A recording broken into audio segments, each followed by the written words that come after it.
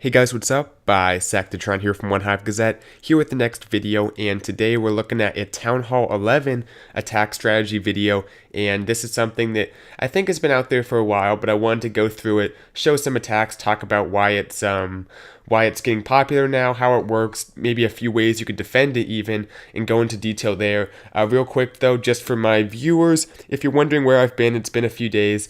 I actually uploaded a video on Wednesday. It's the live action video, the one before this one, talking about the fact that I'm going on vacation. I had to take it down because it had bases shown in it that were they were going to be used in the CWL war that weekend, so I didn't want to expose their bases. So I took that video down. It's now back up. You can watch it if you haven't already. So that's why you guys might not have gotten the announcement that I was on vacation. But I'm back today, and very good war right here. Dark Looters and Immoral Thieves. Very close.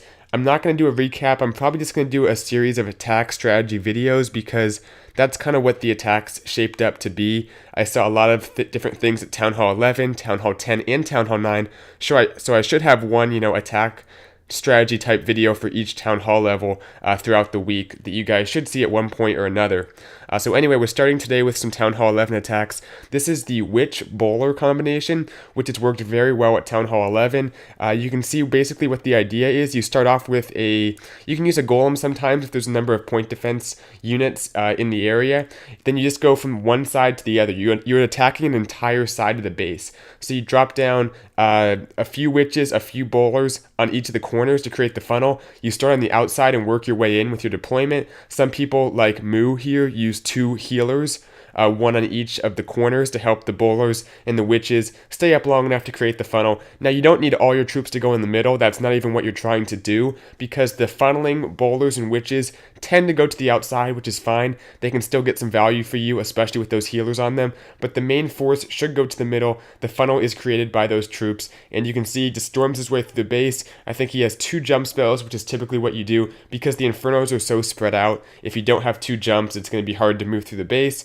Use the Warden's ability, as needed, and typically these level 3 witches are powerful enough to wreck even a max Town Hall 10 base.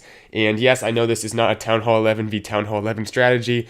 It is technically a dip attack strategy, but at Town Hall 11, we're not seeing every base be 3-starred, even by some of the best clans. Dark Looters, possibly the best clan in CWL right now, the way they're performing. Still, not every Town Hall 10 is being 3-starred. In the dip attacks they use. So it's not like this is a spam attack, easy 3-star. You can call it a spam attack. Maybe it takes more luck than skill than for other attacks, but it still takes quite a bit of skill, and it doesn't always work out. It often doesn't work out, so it's important to understand what you have to do and kind of the principles behind it, because there are certain things that they will affect how your attack shapes out, and you have to get the deployment down in order to be able to do it and have a good chance at a 3-star, because it's not as easy as spamming your troops. So that being said, next attack here, I am going to show one fail, by the way, too, just to have that mixed in. But this next attack is by Smiler, and fast forward to the start. He just uses giants, which I like. You don't always have to bring a golem, especially on this base. There's not much point defense right on the wall right there, so he can just drop down a giant on each side, backed up by the witches and some bowlers. Now the skeletons do enough tanking, which is pretty much all he needs to create the funnel. Gets, that second layer, I'll pause this real quick. This building right here, very important for the bowlers and the witches too.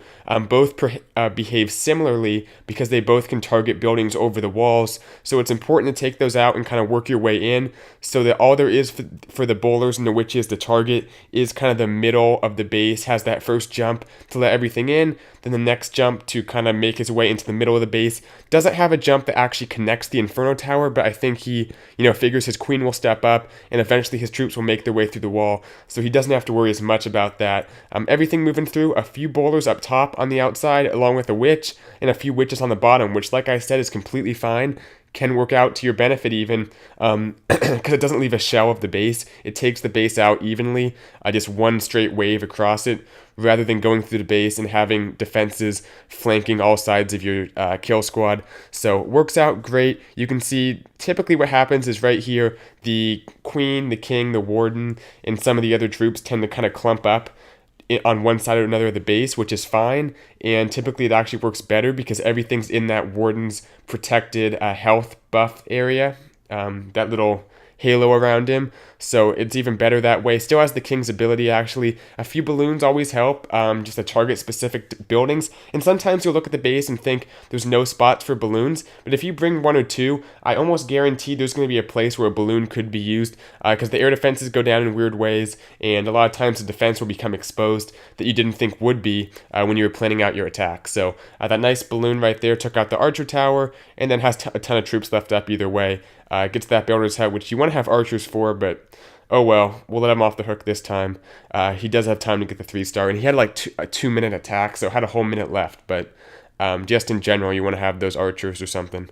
Moving on, we're going to take a look at the failed attack as an example, and we'll look at one of Captain Crunch's 3-stars as well using this strategy. I don't want to just pick on him for having the fail, but it was, a well-executed attack. This base is, max defense, difficult for a Town Hall 11 to 3-star. Not incredibly difficult, but it's still, a lot of the time we see failed attacks, and I know that sounds weird because it's a dip attack, but that's just the reality. These attacks are hard to do. I like those bowlers. They're getting the second bounce on the Archer Tower and the Wizard Tower. Good thing to look for when you're deploying them, because I think that almost get that Archer Tower, and they'll get that Wizard Tower. So look for that second bounce when you're deploying your first few bowlers. It can't hurt to overplan these things, but does a pretty good job funneling for the most part. A few bowlers, I think like 5 or 6 are going to go up top there, and unfortunately there's nothing to tank for them, so they go down pretty quickly, which is never good to see when you have a group of bowlers that are pretty much sacrificed like that. They don't get much value on the outside, but he has the main group going in. The Lava Hound goes down relatively quickly, and the pups start to thin out pretty quickly too. Has that jump to connect to the Inferno. Got the Inferno very quickly, which was huge for this attack. Gave it a pretty good chance of a 3-star.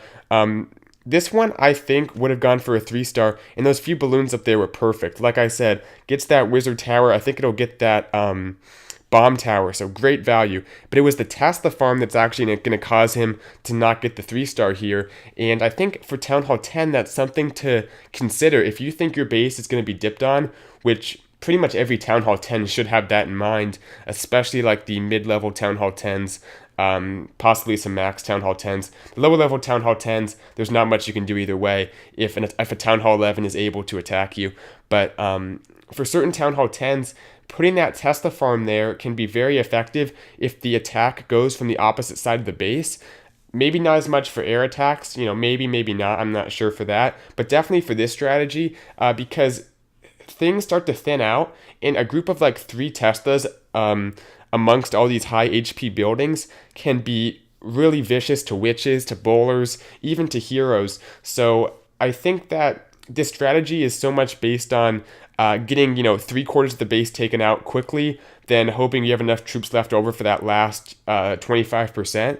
But by doing this, when all the troops are spread out at the end of the attack, the Teslas can be very effective. And right here, I don't think they take out his troops. They just cost them the time, which was still equally important. Got the witches taken out, which would have gotten the 3-star had the Teslas not been there. So good stuff to whoever built that base. That's Damaka the Hans or something. So anyway, let's take a look at one more attack here. This is Captain Crunch. Oops, wrong one. Don't want to show that one. Captain Crunch coming in here with another one of these Witch Bowler attacks. Has one giant, I think he uses at the beginning. Now this base is a little bit lower level, actually lower level than my base even, so definitely makes it easier to 3-star. That the high level point defense is a huge difference at Town Hall 11 as well as the level 3 Infernos, or at Town Hall 10 rather. So this base is significantly easier to 3-star. Those cannons are only Town Hall 9 level, but still doesn't mean it doesn't take a good attack. It still does take a good plan. And what he does here is drops down the 2 healers, which we see sometimes. Some people do it, some people don't. Some people use giants to tank, some people use healers. Don't think either one makes that big of a difference. The bottom, there's Teslas, things go down quickly, but gets the minimum job done. Gets that one building right there. This building is so important, right on the corner in that first layer. That can make your troops walk if you don't take it out, along with these army camps next to them. Gets the important stuff taken out, and from there, everything's going into the middle pretty much, which is what you want to see. When in doubt, error on the side of having more stuff go into the middle than less. I know I've said it's effective to have witches or bowlers, a few of them walk to the outside. Typically, error on the side of getting your troops in the base. That's your priority. So anyway, has those first two jumps early. You don't always need to connect that second Inferno Tower, especially for a lower level base like this. You can let your troops kind of make their way through the wall, or let your queen shoot over the wall. Either way, it tends to work out okay if you have your troops in the right place at the right time. It seems like the queen and the warden always end up together for one reason or another. So I don't know why, but it's a good end game composition there, having those two troops next to each other, especially if you still have the queen's ability. So there's not many troops left up. There's a few witches, I think one witch, two witches at the top there. They should get that cannon taken out, and then from there, the queen and the warden can fight their way through, along with that witch at the bottom, and get those bottom defenses taken out. So awesome attack. We'll go ahead and go ×4, just for sake of time, because you guys know what's happening. But yeah, guys, that's the basics. You know, start on the outside, work your way in. Typically, you're attacking an entire side of a base. So Town Hall 10 base builders, don't make your bases, squares. Try to mix up the shape of the walls and stuff. That can be something that can be effective. Also, the Tesla farm can be effective. But in terms of deployment, like I said, work your way in. You can use healers on each side for the funnel. You can use giants, but drop a few witches, a few bowlers to create that funnel. That's very important. Then drop your main group of troops up the middle. 2 jumps typically gets the job done. You guys saw the spell comps. You can kind of pick and choose a little bit. You have a little bit of freedom as far as what spells you bring. And if there's a lot of point defense, drop a golem. If not, you don't need a golem as much. So hope that all, helped for those of you Town Hall 11s and for Town Hall 10s who want to get some advice on kind of how to defend it. I tried to sprinkle in a few tips for possible defense strategies, and yeah, I should have some more defensive videos that'll cover more beyond this for Town Hall 9, Town Hall 10 coming out this week, along with some more attack strategies that were produced from this war. Good job to Dark Looters getting the win, but also a very good war to Immoral Thieves. Both clans performed very well, so good job to both groups of players. I'll see you guys in my next video.